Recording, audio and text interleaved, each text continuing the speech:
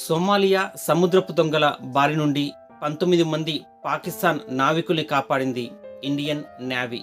ఈ నేపథ్యంలో పాకిస్తానీయులు మనకు శత్రువులు, మరి వారిని ఇండియన్ నేవీ కాపాడడం పట్ల నెటిజన్లు అనేక రకాలుగా తమ ఆవేదన వ్యక్తం చేస్తున్నారు.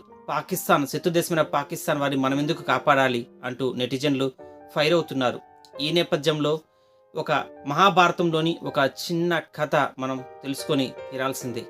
అదేంటంటే, పాండవులు ద్రౌపది వస్త్రాభరణం తర్వాత అరణ్యవాసానికి వెళ్తారు. అరణ్యవాసంలో పాండవులు అనేక ఇబ్బందులు ఎదుర్కొంటారు. ఎందుకంటే పాండవులు రాజవంశస్థులు, అనేక సౌకర్యాల మధ్య వాళ్ళు పెరుగుంటారు.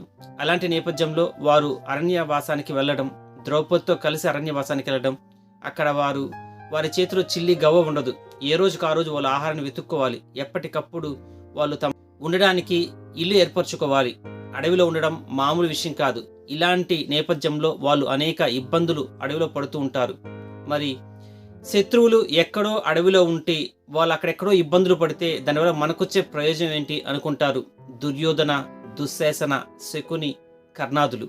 వాళ్ళు ఏం చేస్తారంటే, మరి ముఖ్యంగా కర్ణుడు, శకుని దుర్యోధనికి ఏం చెప్తారంటే, శత్రువులు అక్కడెక్కడో అడవిలో ఉన్నారు, వారు అక్కడ సంతోషంగా ఉన్నారో బాధగా ఉన్నారో ఇబ్బందులు పడుతున్నారు మనకు తెలియదు.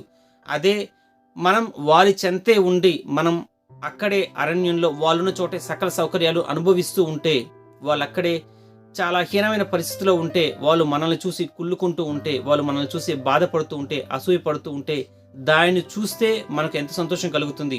మన శత్రువు అక్కడ ఇబ్బంది పడుతూ ఉంటే ఆ పక్కనే మనం సంతోషంగా ఉంటే, వాళ్ళు దానికి బాధపడుతూ ఉంటే మనం దాన్ని గమనిస్తూ ఉంటే మనకి ఎంత సంతోషంగా ఉంటుంది. మనం దాన్ని ఎంజాయ్ చేద్దాం అంటూ దుర్యోధని ఒప్పిస్తారు.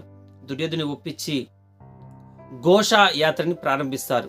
ఘోష యాత్ర అంటే అరణ్యంలో కొద్ది రోజుల పాటు రాజు మరియు అతని పరివారం కొద్ది రోజుల పాటు అరణ్యంలో గడపడం, అక్కడ సకల సౌకర్యాలతో ఎంజాయ్ చేయడం, దీనే ఘోష యాత్ర అంటారు. మరి దుర్యోధనుడు, దుశ్శాసనుడు, శకుని, అదేవిధంగా కర్ణుడు తమ బలం, బలగం, భార్యలతో సహా, అంతఃపుర స్త్రీలతో సహా అరణ్యవాసానికి వెళ్తారు.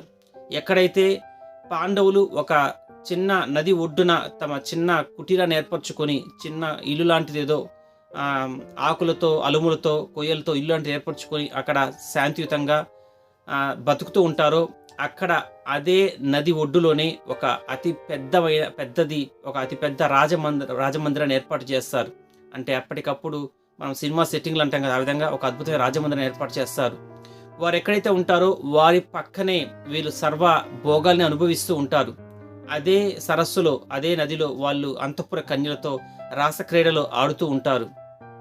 ఇదంతా గమనిస్తున్న భీముడికి, నకుల, సహదేవులు, అర్జునుడికి ఎంతో కోపం వస్తుంది. అయినప్పటికీ ధర్మరాజు వాళ్ళని ఎప్పటికప్పుడు శాంతిపరుస్తూ ఉంటాడు. ఎప్పుడైతే ఈ కార్యక్రమం ఇలా జరుగుతూ ఉందో అప్పుడు ఒకానొక దశలో గంధర్వులు కౌరవులపై దండెత్తుకొస్తారు. అందుకు కారణం ఏంటంటే, గంధర్వులు ఆ సరస్సుకి, అదేవిధంగా అక్కడున్న అడవికి వాళ్ళు ప్రతినిధులు, వాళ్ళు వాటికి యజమానులు. మరి తమ అడవిలో, తమ సరస్సులో వాళ్ళు చెట్లు నరికేయడం, సరస్సులో జలాన్ని పాడు చేయడం, పెద్ద పెద్ద శబ్దాలతో ఇబ్బంది పెట్టడం, ఇలాంటివి జరుగుతూ ఉంటాయి. దానికి గంధర్వులకి చాలా కోపం వస్తుంది. వాళ్ళు కౌరవులపై దాడి చేస్తారు. కౌరవులపై పెద్ద ఎత్తున వాళ్ళు యుద్ధానికి వస్తారు. ఆ యుద్ధంలో దుర్యోధనుడు, అతని పరివారం కూడా తిరిగి మళ్ళీ గంధర్వులతో పోరాడుతారు. దీన్నే అంటాం కాగల కార్యం గంధర్వులు తీర్చినట్టు అని. ఎప్పుడైతే కౌరవులు, గంధర్వులు పోటీ పడుతూ ఉంటారో అప్పుడు నకుల, సహదేవులు, అదేవిధంగా భీముడు, అర్జునుడు అనుకుంటారు కాగల కార్యాన్ని గంధర్వులు నెరవేరుస్తున్నారు. అంటే తమ శత్రువు అయిన దుర్యోధనుని గంధర్వులు యుద్ధం చేస్తున్నారు, అతన్ని ఓడిస్తారు అన్నది వాళ్ళ ఉద్దేశం. ఎప్పుడైతే ఈ గంధర్వుల మధ్య, అదేవిధంగా కౌరవుల మధ్య భీకర యుద్ధం జరుగుతుందో, ఆ యుద్ధంలో ఎంతో శక్తి సామర్థ్యాలు, వీరులు ఉన్నప్పటికీ దుర్యోధను యొక్క బలగం మొత్తం నశించిపోతూ ఉంటుంది.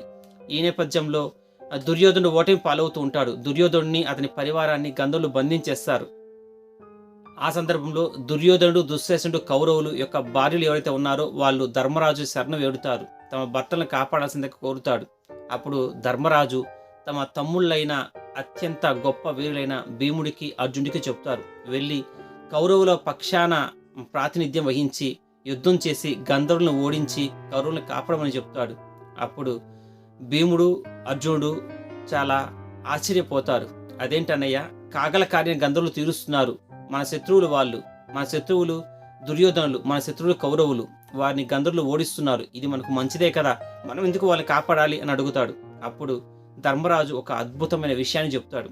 ఆ విషయం ఏమిటంటే, మనం కురువంశ వారసులం, మనం కురువంశ సైనికులం, మనం మొత్తం 105 మంది, కౌరవులు 100 మంది, అదేవిధంగా పాండవులు 5 మంది, మన 5 మంది కురుకులానికి చెందిన వాళ్ళం 105 మంది. శత్రువు ఎవడో బయటవాడైతే మనం 105 మంది కలిసి కట్టుగా పోరాడాలి, శత్రువుతో పోరాడాలి. అదే మనలో మనకు గొడవలు వస్తే మనం 5 మంది, వాళ్ళు 100 మంది, ఇందులో ఏ సందేహం లేదు. ఇప్పుడు శత్రువులు గంధర్వులు, వాళ్ళు బయటవారు కనుక మనం 105 మంది కలిసి పోరాడాలి అంటూ చెబుతాడు. ఈ కథ అంతా ఎందుకు చెప్పాల్సి వచ్చిందంటే, భారత్కి పాకిస్తాన్కి మధ్య అనేక సమస్యలు ఉండవచ్చు, నిత్యం అనేక యుద్ధాలు జరుగుతూ ఉండవచ్చు, పాకిస్తాన్ మనల్ని అనేక ఇబ్బందులు గురి చేస్తూ ఉండవచ్చు. కానీ ఎప్పుడైతే శత్రువు బయటవాడవుతాడో అప్పుడు భారత్ ఇదే సూత్రాన్ని, ధర్మరాజు చెప్పిన ఇదే సూత్రాన్ని పాటిస్తుంది, పాకిస్తానీయులకి అదేవిధంగా పాకిస్తాన్ సైనికులకి నావికులకి సహాయపడుతుంది అనడానికి ఒక చక్కని ఉదాహరణ. అదేంటంటే, సొమాలియా సముద్రపు దొంగలు వీళ్ళు ఎవరైతే ఉన్నారో వీళ్ళని మనం హౌతీ తీవ్రవాదులను కూడా చెప్పొచ్చు. ఎందుకంటే ఇజ్రాయెల్కి వ్యతిరేకంగా ఏవైతే కార్యక్రమాలు జరుగుతున్నాయో వాటన్నింటినీ ఇరాన్ నడిపిస్తూ ఉంది. ఈ ఇరాన్ పెంచి పోషించిన వాళ్ళే హౌతీ తీవ్రవాదులు. వీళ్ళు హమాస్ తీవ్రవాదులకి మద్దతుగా అనేక కార్యక్రమాలు చేస్తున్నారు. వాళ్ళే సొమాలియా దొంగల రూపంలో కూడా ఉన్నారు. ఈ సొమాలియా సముద్రపు దొంగలు ఎవరైతే ఉన్నారో వాళ్ళు సముద్రంలో వెళ్తున్న అనేక యుద్ధ నౌకల్ని కానీ, లేక ఆహారాన్నో, లేక వేరే ఏదన్నా వాణిజ్యాన్ని తీసుకుని వెళ్తున్న నౌకల్ని కానీ వాళ్ళు హైజాక్ చేయడం, అందులో ఉన్న వాళ్ళని బంధించడం, ఈ విధంగా రకరకాల కార్యక్రమాలు గత కొన్ని రోజులుగా జరుగుతూనే ఉన్నాయి. ఈ నేపథ్యంలో నిన్నగాక మొన్న సొమాలియా సముద్రపు దొంగల బారిలో చిక్కుకున్న 19 మంది పాకిస్తానీ నావికులని భారత్ నేవీ కాపాడింది. యుద్ధ నౌక INS సుమిత్ర సహాయంతో మన భారత నేవీ 19 మంది పాకిస్తానీ నావికుల్ని కాపాడడం ఇప్పుడు చర్చనీయాంశంగా మారింది.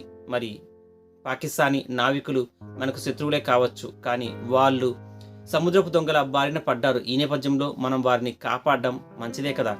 ఎందుకంటే ధర్మరాజు చెప్పిన సూత్రాన్ని మనం పాటించాలి కదా. ఎందుకంటే భారతదేశ యొక్క సాంప్రదాయం మహాభారతంలో ఇమిడి ఉంది, భారతదేశ సంస్కృతి మహాభారతంలో ఇమిడి ఉంది.